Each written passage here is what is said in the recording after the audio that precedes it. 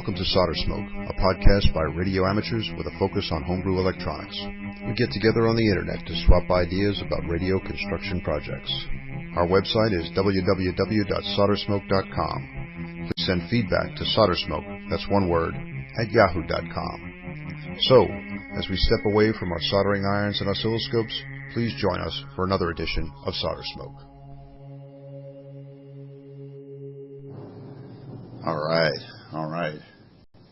Thunder and lightning in Rome.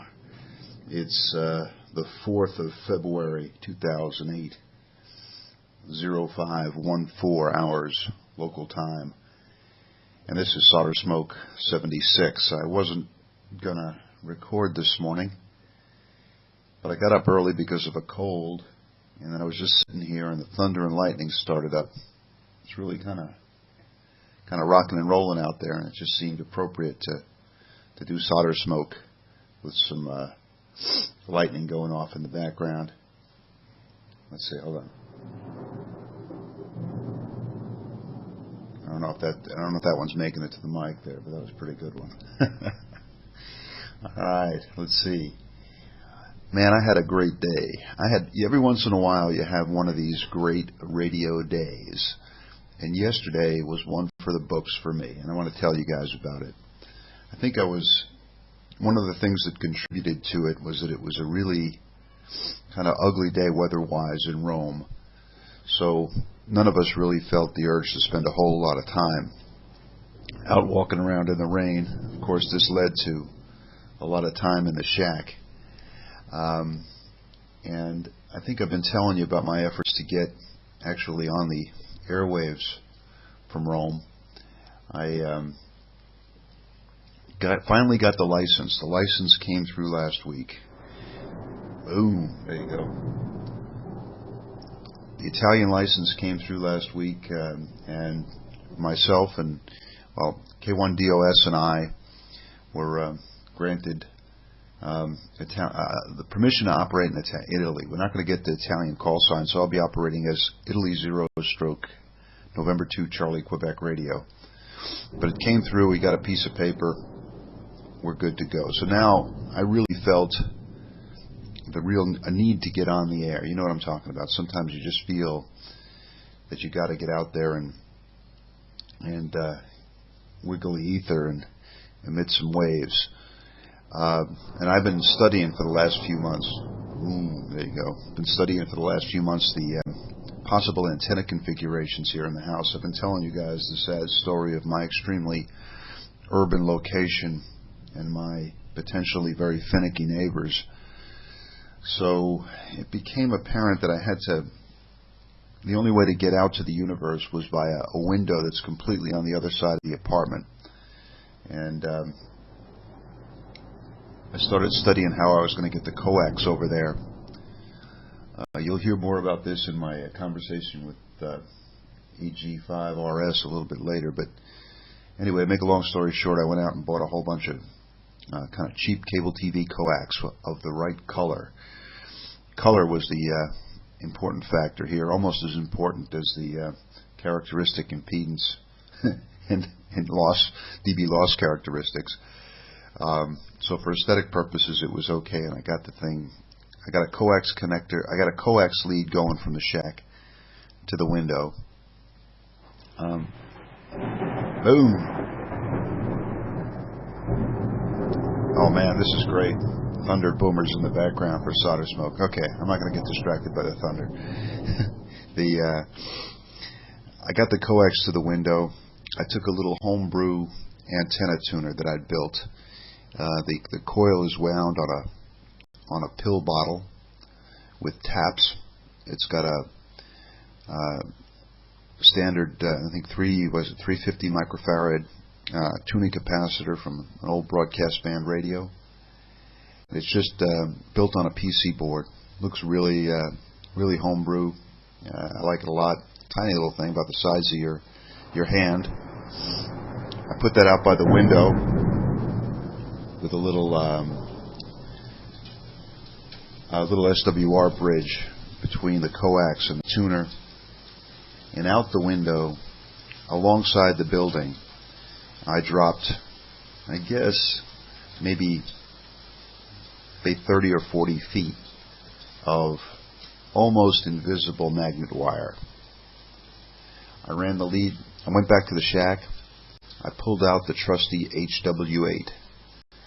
I love this rig, and this rig is particularly good for this location because, as I've been telling you, I'm in one of the smallest shacks I've ever had. So the very small physical footprint of the HW8 is an appealing characteristic of it. So anyway, I fired the thing up, and I did a little bit of running back and forth between the tuner and the rig. And it was very clear that the antenna was peaking up very nicely on 20 meters. This was yesterday afternoon.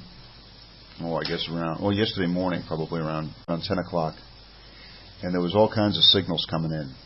The antenna was obviously receiving very well, and there was some sort of contest, FOC. I'm not sure what that is. I'm sure you guys know.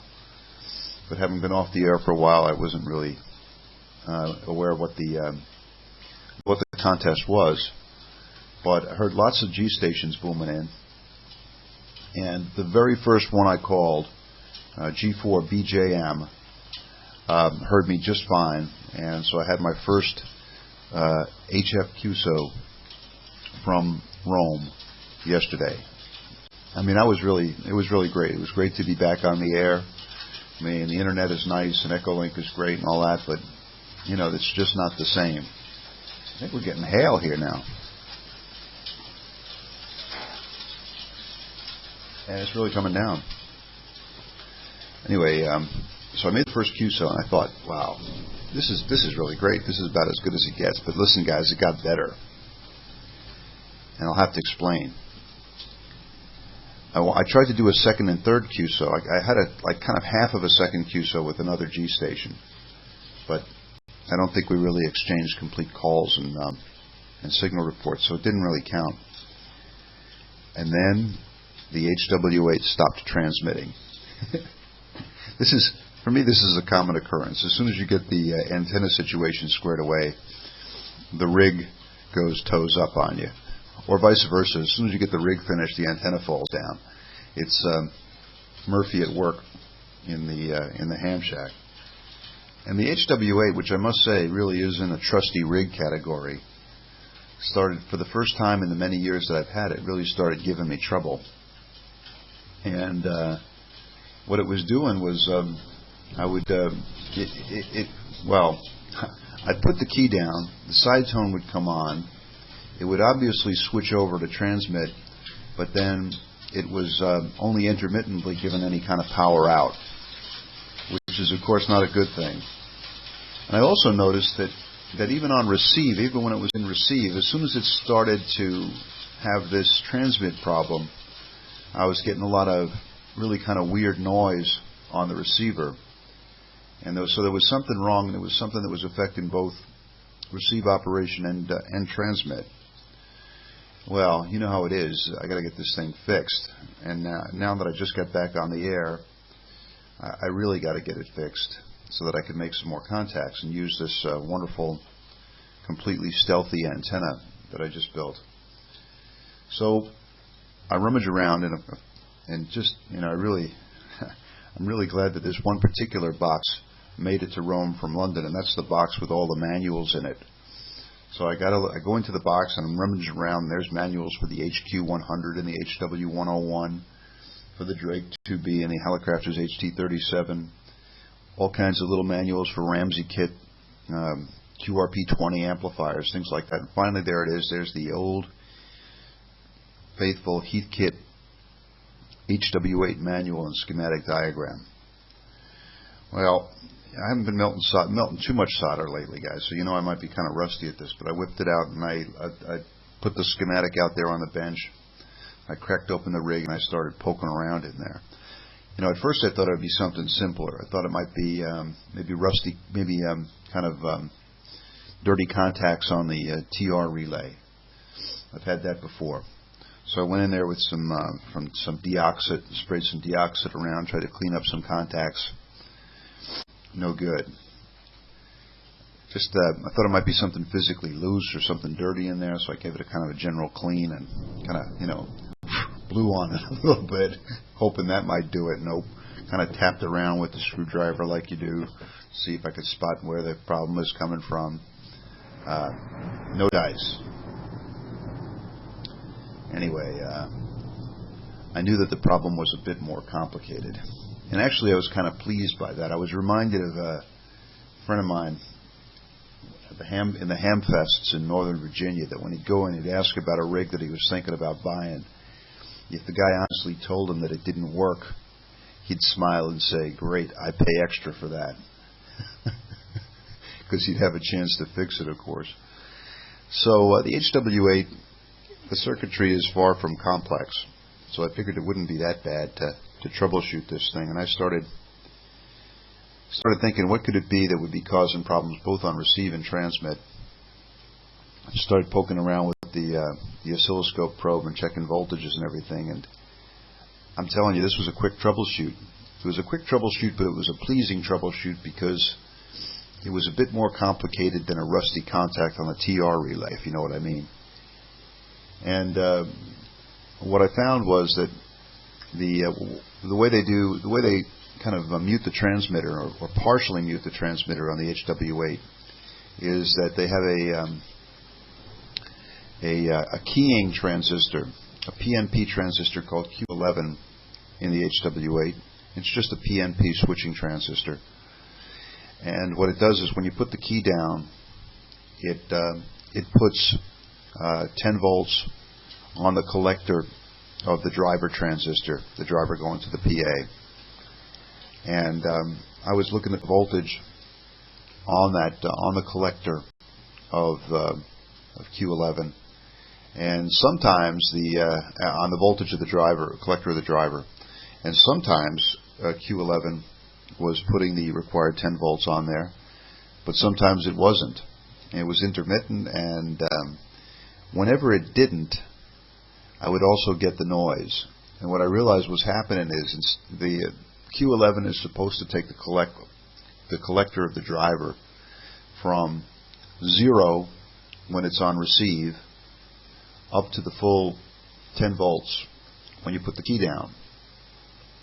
And it wasn't doing either. It was keeping about 3 or 4 volts when it was bad. It was keeping about 3 or 4 volts on the driver, which meant that on receive you were getting a lot of noise because there was signal coming through the driver, and it was just creating all kinds of noise. And that's why I was having receive problems.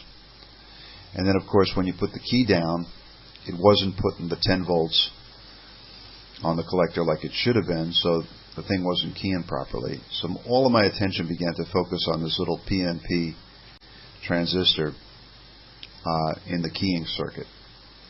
And it could be many things, and I started looking around for other possible explanations. And nope, the likely suspect, Q11, that PNP transistor. And I started, okay, now you go to the junk box. And parts of my junk box are probably, parts of my junk box are probably still in London or in Ponta Delgada or in Northern Virginia or the storage facility in Belgium. Some of it might still be down in a little storage area we have down in the basement. And I was hoping that I would find a PNP transistor somewhere in the junk box here. Fired up the soldering iron and got prepared to perform surgery on the HW8. And I found the PNP transistor. Found one in there. I think it was a 2N2907. I think it is. And it's just a standard PNP switching transistor. HW8's real easy to work on. I popped out Q11, fired up the rig without Q11 in there. Of course, I wasn't going to be transmitting, but sure enough, the receive problems were gone, so I knew I was on the right track. Took it back over to the bench, put in the PNP switching transistor, the 2N2907. Bingo, man! That thing was fixed. It's transmitting, it's receiving. All the horrible noise is gone. So, and I was a very, very happy ham radio operator. Not only did I make my first QSO from Rome, not only did my new stealth antenna actually radiate, but I got to troubleshoot and repair the HW8 all on the same day. As you know, these repair and troubleshoot processes, especially if it's an intermittent thing, can be long and frustrating and unpleasant. But this one was pretty painless and very satisfying. So it was that was a major contributor to a good day. But then even better stuff started happening. I'm going to tell you about this in a little while, but we had an Echo Link contact with somebody that we've been trying to get on SolderSmoke for a long time. It's Ron Sparks, AG5RS.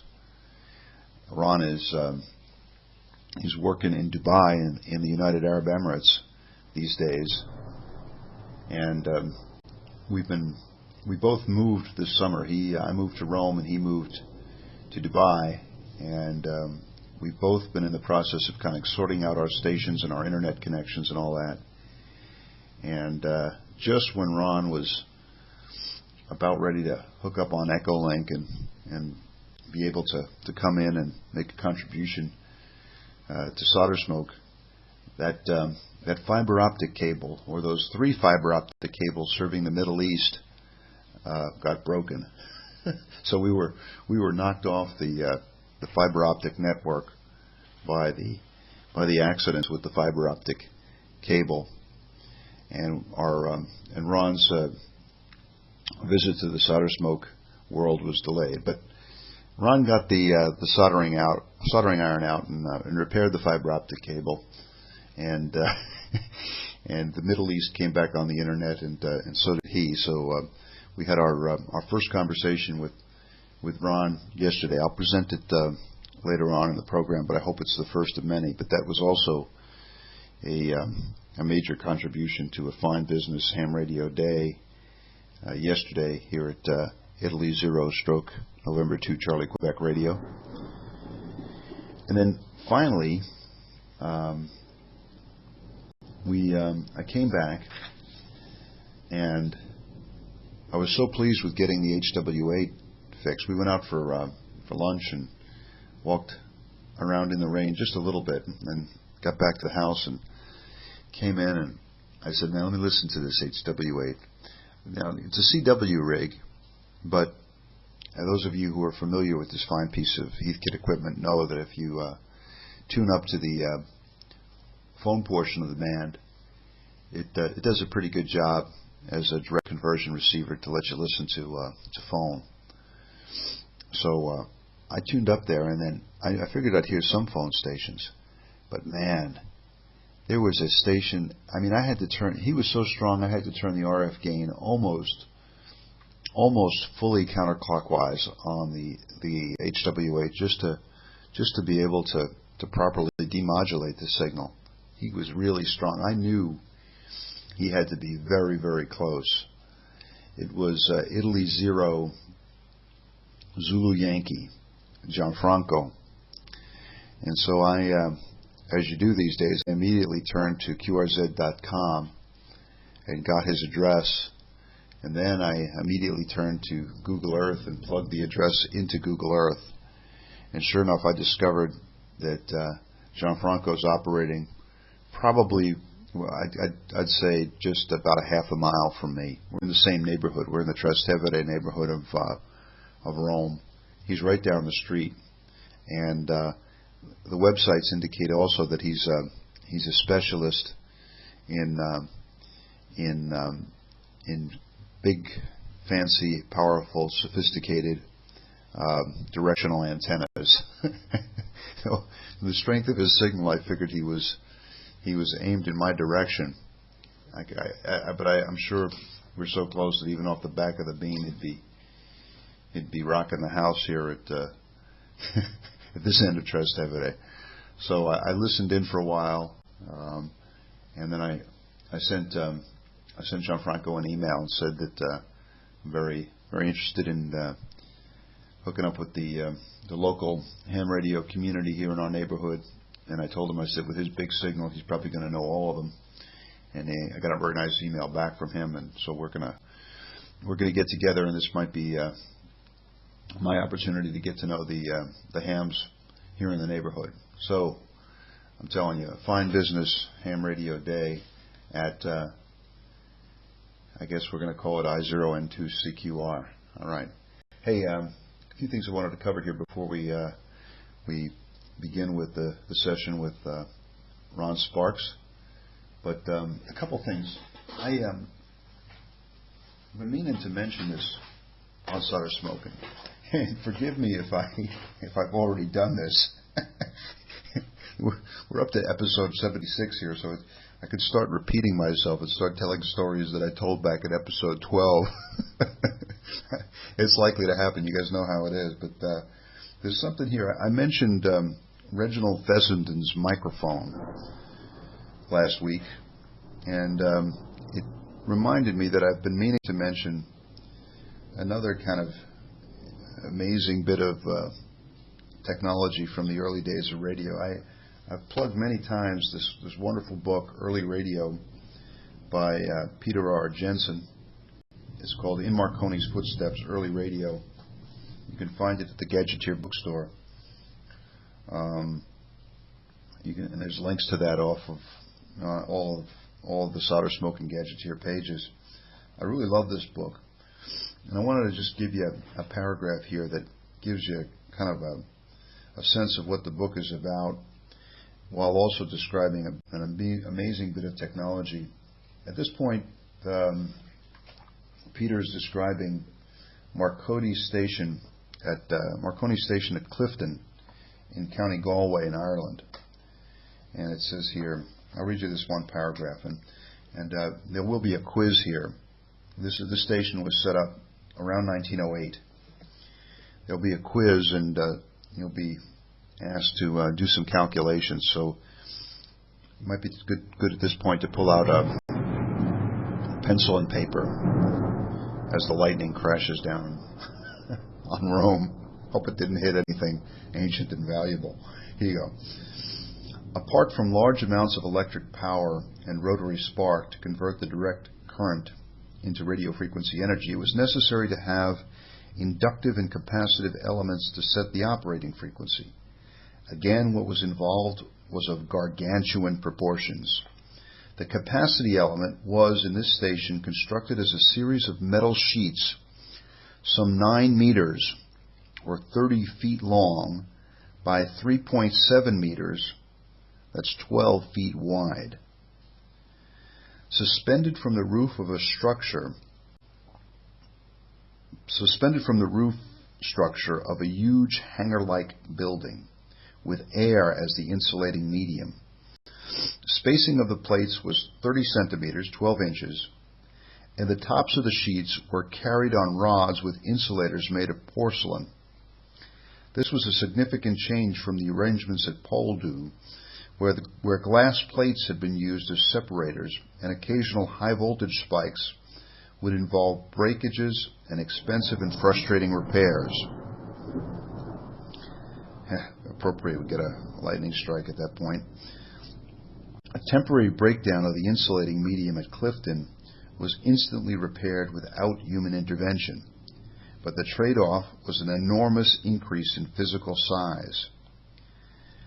In order to achieve the 1.8 microfarads of capacity required to tune up the system at 6,666 meters, or 45 kilohertz, some 1,800 sheets of galvanized iron were required.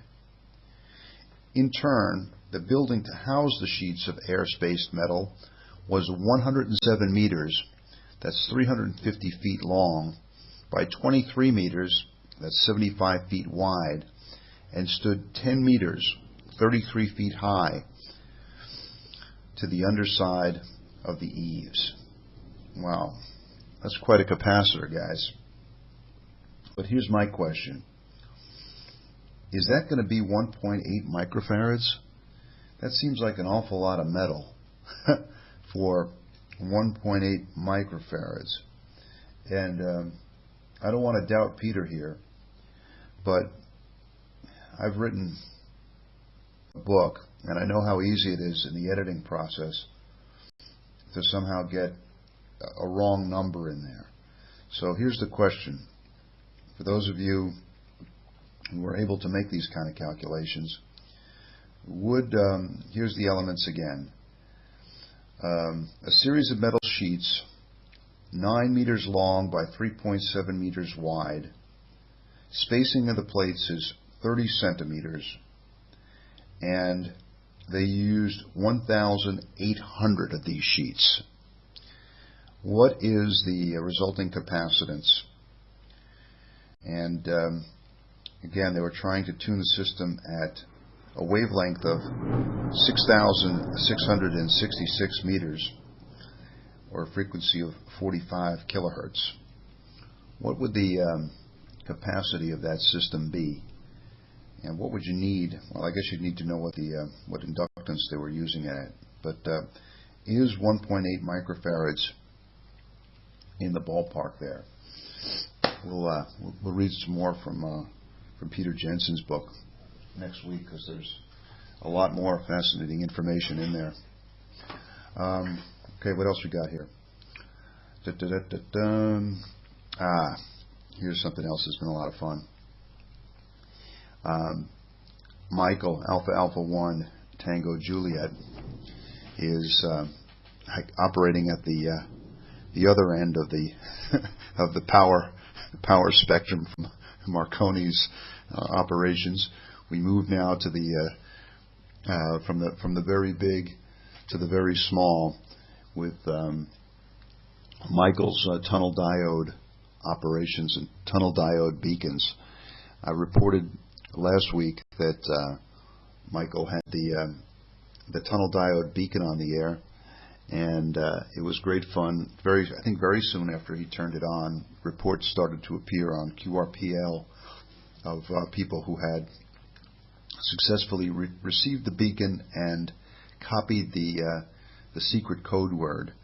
But I must say, a couple of you guys obviously are not too good in the secret code word department, because, well, one of the important words there is secret. So I think from now on, when you copy the secret code word, please try to refrain from broadcasting it on QRPL, because then, of course, Michael has to change the word. But since the first one has already been publicly disclosed, it was Grail, Grail, as in the Holy Grail, as in a theme from a very memorable scene from a Monty Python movie with Michael Palin in it. And anyway, Michael, AA1TJ, not only provided an explanation of the origin of the word Grail for his beacon code word, but he also provided a very entertaining YouTube video clip from the Monty Python movie, and it explains the clip explains why Grail was significant. I recommend it. It's kind of fun. And Michael has very kindly sent us a clip of the beacon as received at another station in New England. I'll have to get the info. I'll tell you where it's from at the end of the clip. But you have to listen very carefully. I think we are dealing here with 120 microwatts from a tunnel diode received across New England. Michael has suggested to me that at this point people might want to use a DSP to figure out what the new code word is. I was able to decode it by ear, and so I think if our recording here is transmitted well by Audacity and Real Audio. I think you guys should be able to hear it, especially at the end. In the beginning, it's kind of weak, but hang in there and you'll hear it, and you should be able to copy the secret code word, which I will not reveal at this point, but we were able to decode it here by ear without DSP.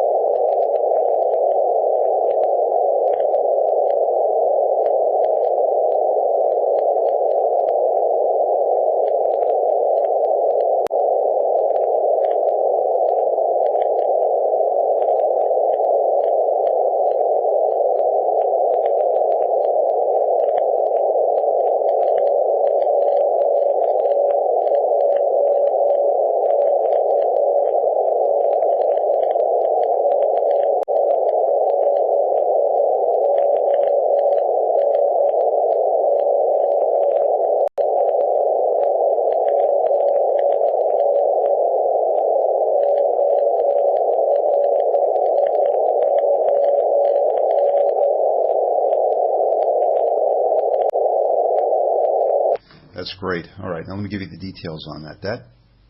That signal was 120 microwatts from the tunnel diode, and the receiving station was Bruce N1RX.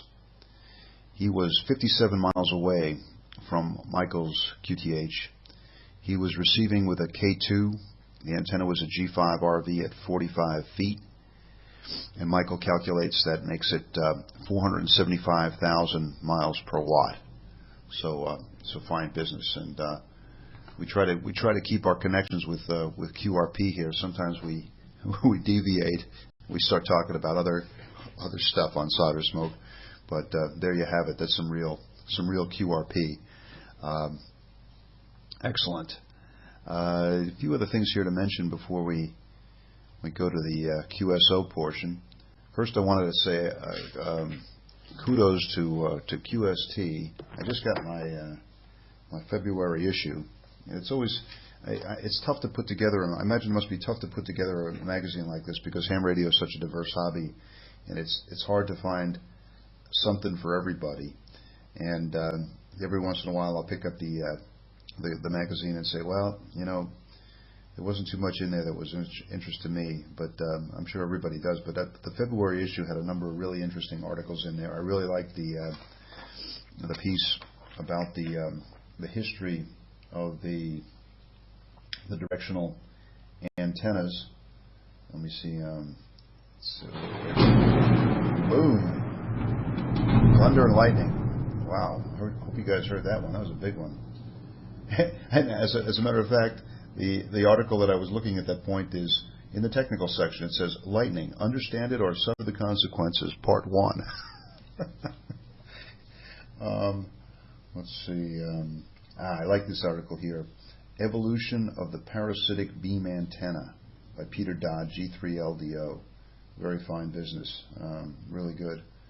I liked it. I didn't realize that in the early days that when they were trying to move the Yagis, they were not moving them in the horizontal plane. They were moving them in the vertical plane, and they thought that what you needed to do was to aim it at the appropriate angle to hit the ionosphere and come back down at the right point. That was really interesting. I thought and then let's see what else. Hands-on Radio by Ward Silver, N0AX. I always loved this column, and I've really got to dig into experiment number 61 on the Smith chart, because this is something that Mike was talking about and working on, shortly before he passed away. And I have never really come to grips with how to use the Smith chart for calculating impedance matching and things like that. But Ward's got a really excellent article in there. And I wanted to note also that in the Strays column, back on page 66, there's a very nice article with a picture about our friend Rick Campbell, KK7B, winning the 2006 Bill Orr Award. Excellent.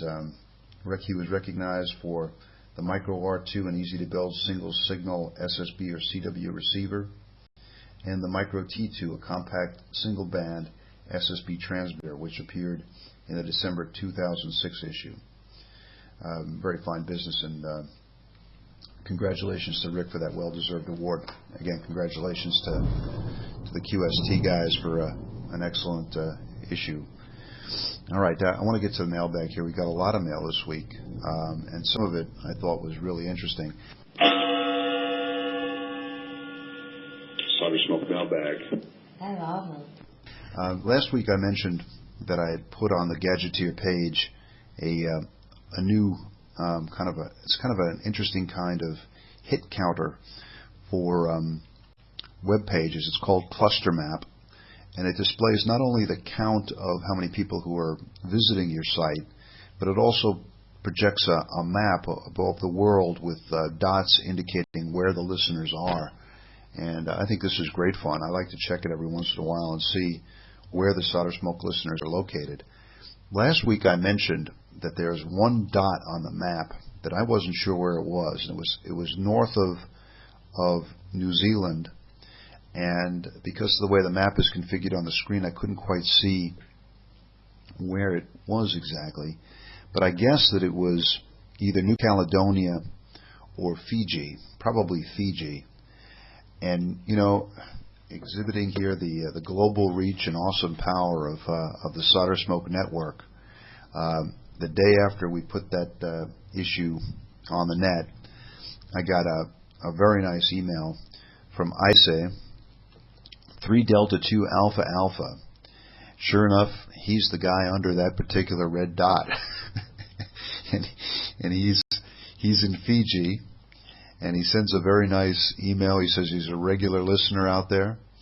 He says he works in the electronics field out there, and he says there's all kinds of electronic junk for him to use for construction purposes. He has a stockpile on Fiji of, get this guys, 50 NE602 chips.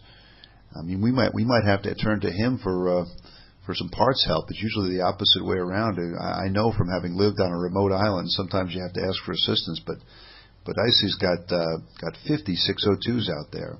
He's currently working on a project. He's building Farhan's DC-40 receiver with discrete components for 40 meters. He's having a great fun with it.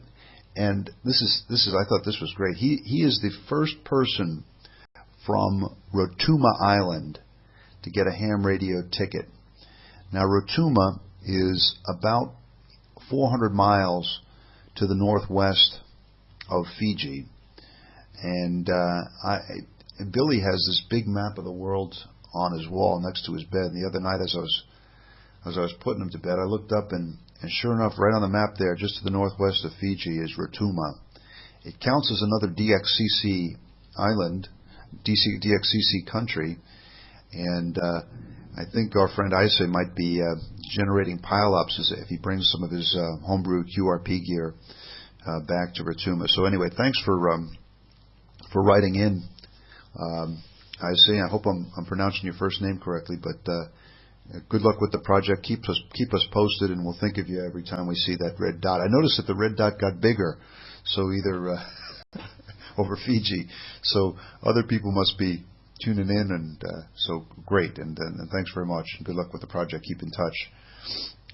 We also note on the cluster map, for the first time, there's a red dot over Beijing, and great. So that's further evidence that we are getting listeners from China. If you're under that red dot or any of the other more exotic locations on the map, please send us an email, and we'll mention you on the show.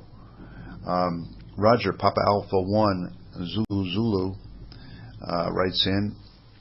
He is currently living in California, and he's having a tough time struggling with anti-antenna covenants and reciprocal licenses and some of the, security measures that make carrying ham radio equipment around and setting up antennas difficult. So, Roger, you have our sympathies there, and if anybody has any suggestions for him, please send them this way, and I'll pass them along to Roger. We got a nice email from Jerry, NR5A, out in South Dakota. He has taken a turn towards tube equipment lately. He's building a 6L6 slat transmitter. This is where you build it on wooden slats. I think this is like 1930s or 1940s technology. Excellent. Good luck with the project, Jerry, and thanks for writing in. Ron, N4KTQ, responded to our story about the HARP moon bounce signals.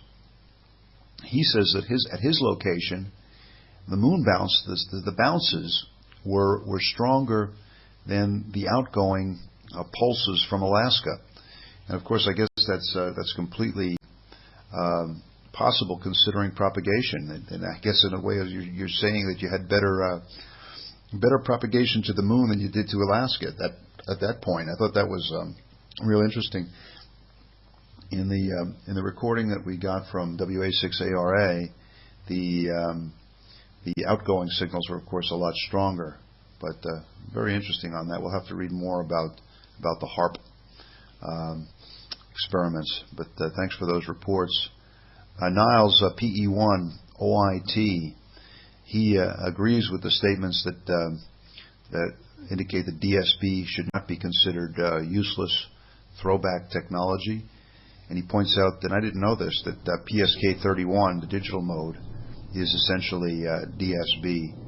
So thanks for sharing that with us, Niels. And our friend Ramakrishnan, VU3RDD in Bangalore, writes in. He's trying to get, and he asked me for help in this, and I was unable to help him. He's looking for a series of articles that appeared in the AMQRP homebrew magazine, the one that came around on the disc there from AMQRP and the New Jersey QRP Club before it. And Wayne had written a series of articles called Nuts and Bolts. And Ramakrishnan in Bangalore needs it. I thought it was going to be on my disc here, but it wasn't, because the disc I had was the one that had SolderSmoke, so I guess they didn't put the back issues on there. And I gave away my other discs before I left the UK. So if anybody has them and could send them to Ramakrishnan, that'd be great. All right. Thanks to everybody who wrote in. And oh man, I hope I didn't forget the gong. Well, we'll work the gong in there somewhere. I might be messed up this morning by getting up too early and the lightning and thunder going off in the background. Now it brings us to the two-way QSO portion of this week's show, and like I said earlier, I'm delighted to welcome to SolderSmoke Ron, AG5RS, and we've been hoping to get Ron on for a long time. I think he's really a perfect guy to be one of our regular visitors here. He was diagnosed with the Knack very, very early in life, and I think it was probably inevitable because his last name is Sparks, Ron Sparks. What a great name! I often when I see Sparks, Nevada, I think I worked somebody from Sparks, Nevada one time, and I thought, what a wonderful name for radio. And so Ron is, like I said, he's now in Dubai. He's a regular listener to SolderSmoke, and we're delighted to have him on. We spoke about an hour and 15 minutes yesterday. I'll break it up into 3 or 4 parts, and we'll put it on here. We've got to work a little bit on the audio on both sides. Echolink, it's sometimes hard to get the kind of audio balance and adjustments here properly, but we're given the problems that have been out there with the fiber optic cables from the Middle East, we're lucky to have Ron's contribution at all, and we're delighted, as I said, to welcome him to SolderSmoke. So here we go, fellas. Somebody who, like the rest of us, is definitely a victim of the Knack. Welcome to AG5RS.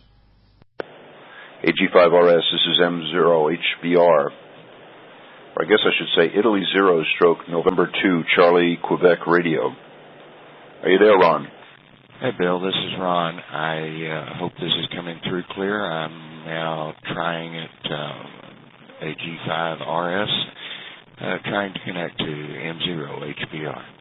There you go. There you go, Ron. Fine. Coming through just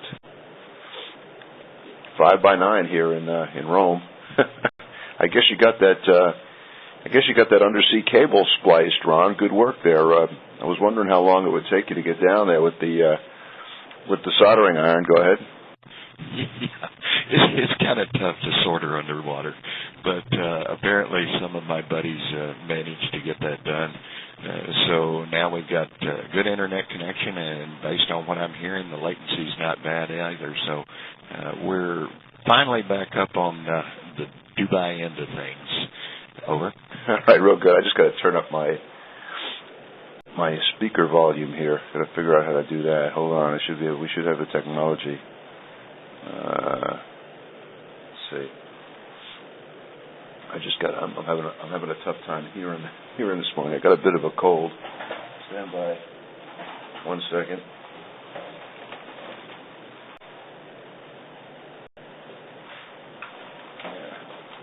There we go. I did it the old-fashioned way. Well, great, Ron. I've got the.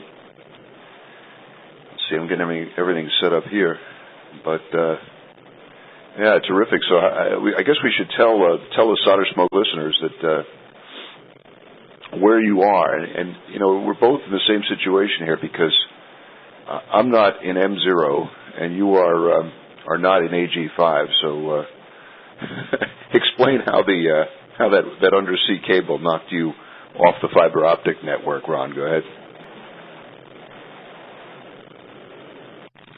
Okay, M0 HBR, this is AG5RS, and I'm currently in A6 land. The thing that knocked me off the air, I guess, over about the last week was that some method damaged the two main links between Europe and Egypt / the whole Middle East with, they think it was probably an anchor chain that got drugged through there.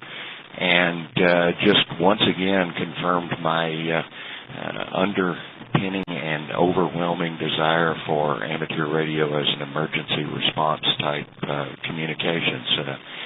It really is, when all else fails, amateur radio is there. So, in any case, I am not currently licensed. I am in A6 land in Dubai, in the United Arab Emirates. I am originally, as most people could pick up from the accent, from Texas, hence the AG5 call sign. And I am working. It's very difficult in the UAE to get an amateur license. They do not have a reciprocal agreement with anybody, and generally non-native born amateurs are not permitted to get a license. So that's one of my major endeavors. In the meantime, I have discovered Echolink and enjoyed finding a way to set it up and run it on my Linux machine, which is working fine, apparently. AG5RS, over. AG5RS, M0 HBR. All right. Well, my sympathies there. I know that could be frustrating. We just successfully, just this week, completed the process of getting a reciprocal license, actually 2 reciprocal licenses from Italy. It worked out fairly well. Signs. We didn't get call signs, so I guess we're going to have to operate as Italy 0, which would be the Rome area, stroke then our home calls. So you know, as soon as I got this thing, I felt this urge to get on the air. So yesterday my wife was horrified because I was tacking down a coaxial cable along the sideboards of our living room. It looks okay, but I mean, I think I can understand her apprehension. But and now I'm planning for completely invisible clandestine antennas that will not alert the ever vigilant neighbors. AG5RS, M0HBR. M0HBR, this is AG5RS. Yeah, I understand about the clandestine antennas. That, back when I was living in the U.S., that was a big issue because there are a large number of homeowners associations that don't permit anything that you could see. And so I did a fair amount of work years ago in developing or designing stealth antennas. And one of them I came up with was, it wasn't great, but it seemed to work pretty well. It was basically just a vertical hung off of the edge of the house down along the side of it. And when you got the links right and put in the proper radials, it seemed to work pretty good all the way down to about 40. But here I'm going to satisfy myself with some of the stuff that I have not gotten around to for quite some time, and I've got the soldering iron set up. I've discovered the marvels of IKEA and how you can take a very small space and turn it into an excellent little SolderSmoke lab and work area. And hopefully one day when I get approval from the local government, I'm still hopeful that I will be able to be an A6 call. Typically here, if you do get a license, they do not change your call, so you're A6 stroke. So that's something I'm looking forward to down the road. In the meantime, I have all of the components for a SDR software-defined radio, which came in my luggage, and they didn't seem to object to me bringing a bunch of unbound PC boards. So I'll keep the transmit part off and put my SDR together and let the group know how that goes over the next period of time. M0HBR, this is AG5RS. Oh man, we're thinking on the same wavelength here, Ron. I also have a small space here, and IKEA has already made a contribution. Although my wife and anybody who visits the shack notes that my furniture arrangement is kind of unusual. I have a nice workbench that she got for me from Home Depot many years ago, and it's perfect. It's the right size. It's the right height. It takes up a good portion of the room, but it's worth it, you know. And then the operating table is actually, and I think it's pretty appropriate, it's a packing crate. I think 3 or 4 moves ago, I warned the builders about the need to protect the Drake 2B, so they wrapped it up in this pretty big box. And when I got to the next location, I realized that if I took one of the sides and nailed it up onto the top of the thing, it made a pretty nice operating table. So I'm operating from a packing crate right now, and I have an old kind of just one of these fiber, what do they call it, fiberboard computer desks that's been bashed and hacked away, and that's sitting next to it, and that's just really just holding up printers and scanners and things like that. But I know what you mean about IKEA, and what I need here is some shelving. So I'm going to go and visit the Rome IKEA and put up some shelving, because that's a critical need. I got a pretty good bookcase over there, which is also an important element. Hey, we'll find out your current projects, Ron, but I understand that you have been diagnosed with a very bad case of the Knack, and maybe we should start out by I guess it's almost sort of like some sort of 12-step program. Tell us when you first began melting solder, things like that. So tell us about it, Ron. AG5RS, M0HBR. Sure enough, M0HBR, this is AG5RS.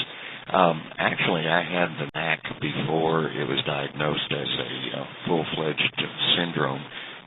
My parents have a story that they tell that I was always a bit of a hyperactive kid and never did sleep. I think the first time I slept more than 4 hours in a night, I was in my teens.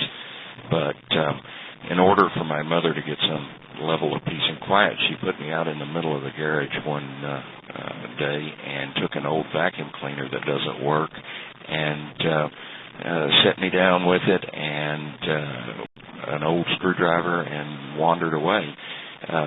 The family legend goes that over the course of about the next 8 hours, I completely disassembled the vacuum cleaner, had it in tiny little pieces. When my father got home, they both laughed and went back in to prepare dinner. As soon as they got ready to have dinner, they came out to get me. The vacuum cleaner was reassembled, and my father looked it over and said, looks like it all went back together.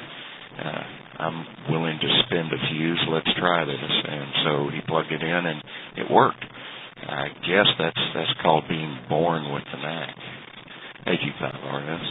Yeah, that's a definite symptom. We see that a lot, Ron. Yeah, the being sent off to the garage with the household appliances and a screwdriver. You know, very often the family members are the first ones to notice this. Yeah, I guess my early diagnosis was when my grandmother, we had all moved out to the suburbs. My grandmother was still living in her house in the Bronx in New York. And, you know, she would come out and spend a lot of time visiting with us, and she was always concerned about burglaries, which was a legitimate concern. And so somebody had decided it wouldn't be a great idea if we got her a timer, just one of these little plug-in timers that could turn the lights on and off at the right time and give the impression that somebody was home. And for some reason, none of the adults in the family could crack the code on this thing. And I got it, and within a couple of minutes, I had it going the way it was supposed to go. It was no great technical accomplishment, but it caused my grandmother to declare to everybody in the family that I was, quote, electrically inclined. So that was I guess that was my early diagnosis. But then what were, in your case, Ron, what were some of the follow-on symptoms? Go ahead. Yeah, in my case, well, first I have to laugh about now because I just put a dawn to dusk timer on the front door by having to take the plate apart and wire it directly in. But anyway, the follow-on symptoms with me is that I started following the TV repairman around like he was some sort of a saint and asking him just insurmountable questions. And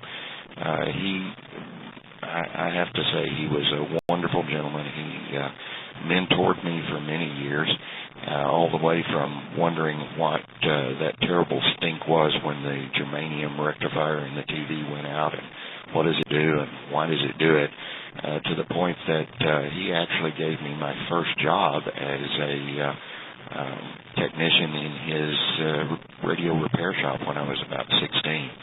So throughout, from under his mentoring, and I guess it would be Elmering, he helped me to start melting solder when I was probably, I don't know, second or third grade, which would be, I guess, 8 or 9. I built the first project I'd ever built. And I think it was a light wave communicator. I could talk over a flashlight beam, as long as you weren't too concerned about high frequencies. It was, as you might imagine, the filament of most flashlights doesn't have a real good top-end frequency response. But, little projects here and there, winning a science fair when I was an early teenager, and then from there on, it's just been, finding ways to cope with the Knack. It's somebody once said that you can perhaps get nerdism to go into remission, but you can never cure it. Yeah, that's right, Ron. There is no cure. We can only treat the symptoms. And that's what we do here at SolderSmoke, week after week. Thanks very much for that, Ron. I really enjoyed that conversation. We'll continue to present the other parts of it here in the next few weeks, and we'll make this a regular feature. Hopefully, Ron will be one of our regular visitors. One of our regular interviews with victims of the Knack from around the world. Hey, you might have noticed that while I was talking to Ron, it seemed like another station called, and I think it was M0NDE. The reason that happened is really kind of an artifact of the editing process. I forgot to turn Echolink off as I was doing some of the audio editing on the show, and as a result, when M0NDE called in on Echolink, it got picked up by the Audacity audio editing program that I use. But it had a nice effect. It made it sound like we were really on the air. I only regret that I didn't get a chance to bring him into the conversation or acknowledge him. I wasn't ignoring you, old man. I just didn't hear you. I'd stepped out of the room at that point during the editing process. Thanks for the call. We'll catch you later. And thanks to everyone who listened in this week. 7-3 from Rome.